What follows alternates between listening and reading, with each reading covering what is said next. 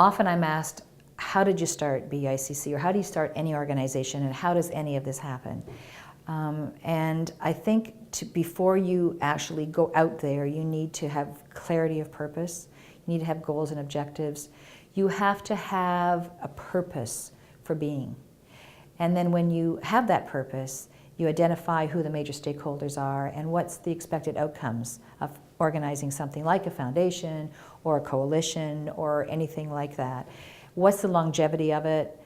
What kind of impact does it really have? And if you can clearly identify all of those issues and identify the key stakeholders, then you have a strong voice. I think it's been in the works for a long, I know it's been in the works for a long period of time, but it really formalized after the National Meetings Industry Day in 2009. That was the occasion to launch the economic impact study that the MPI Foundation Canada had been working on for about 18 months at that point. As a result of an economic impact study, which we needed desperately, born Business Events Industry Coalition, and the name Business Events came out of that same National Meetings Industry Day meeting in April, where the importance of recognizing the business aspect of our industry as opposed to just the delivery portion of our industry came alive, and that born the title as well.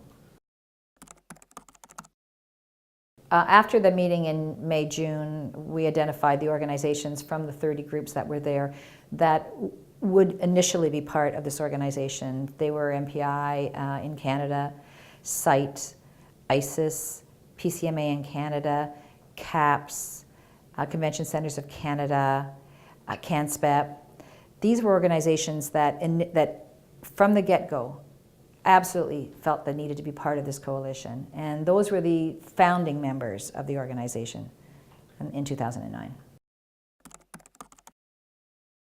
I think probably the anchor issue that really brought BEICC to the forefront, and it always takes one, because although you're doing a lot of work in the background, until an issue bubbles to the top, people aren't really aware that you're there. And the TICO issue was the issue that really put BEICC on the map. And it's really sad to say that that's what happens, as a recession made the economic impact study the most important issue at the time. So TICO was the issue that BEICC was able to really have a voice and be able to sit down in meetings and affect change. And the resolution is very clear. The TICO FAQ questions are on the BEICC website if anyone still has unclarity about it. But as a result of multiple meetings and representation at TICO, BEICC now has a board member as an official representative on their advisory council.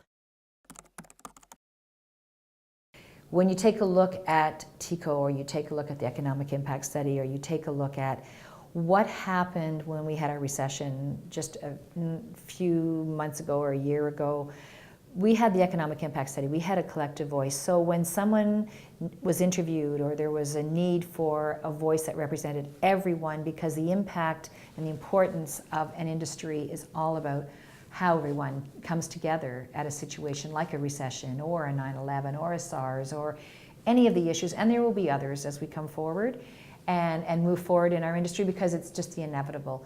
But what we didn't have before was that one voice. We had, the same as the economic impact study, we might have had statistics that represented different sections, but we didn't have that one voice or that one set of data that really spoke loud and strong about how important this industry is and how important every decision that is made impacts all the different disciplines, like all of our different members. So BEICC is now that repository of information, that go-to place, that when the Globe and Mail or the Financial Times or any industry magazine needs that voice that says, tell me why you are doing that, or tell me why you are still doing that, or tell me what you expect to happen as a result of this. There is that voice.